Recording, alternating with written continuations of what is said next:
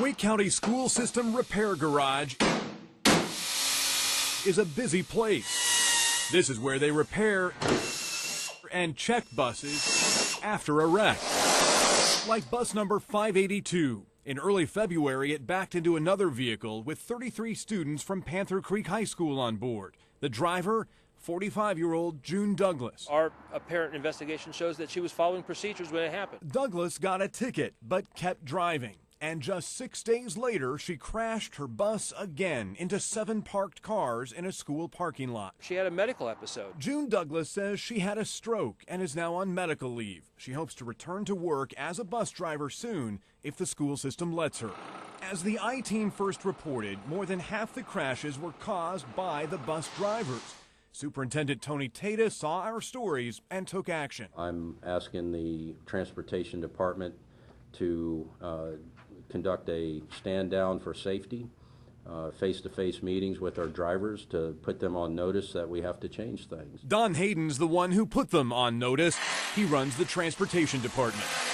What kinds of specific trends have you found? We're scratching our heads as to what did cause it because we haven't been able to sense anything. But as I said, we do want to continue drilling down to the data to see if there's anything that would help us understand that. The I-Team is also drilling down, running criminal background checks on all 91 drivers involved in accidents this year. And we discovered more than half have a criminal background. Some felony charges like embezzlement or driving while intoxicated. And most have moving violations, things like speeding tickets or driving without a license.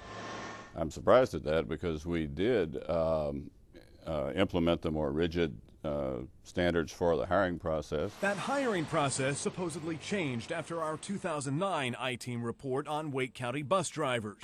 We checked the criminal background of all Wake County bus drivers and found drug convictions, assaults, and one driver, Courtney Cooley, who wrecked his own car going 110 miles an hour, drunk, and who was still driving children to school. Do you think you should be driving a bus?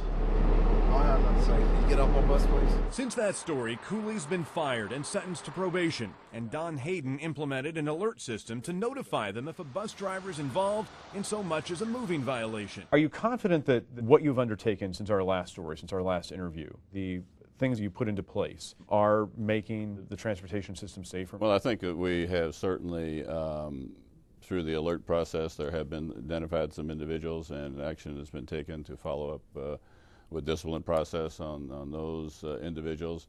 I'm confident that the new screening standards are helping. The new screening standard does seem to be working. We checked the background of all the drivers in accidents this year who were hired after the new standard took effect, and all of them met the hiring qualifications. But we still found 2 drivers hired under the old qualifications who should not have been hired. More troubling, though, the number of drivers who got traffic violations and other offenses after they were hired. We found 12 drivers who continue to work for the school system. You think you have safe drivers, you're hiring qualified drivers? I think we're having safe drivers, and I would focus again on the vast majority of the drivers who are doing an outstanding job. They're dedicated, they're safe drivers.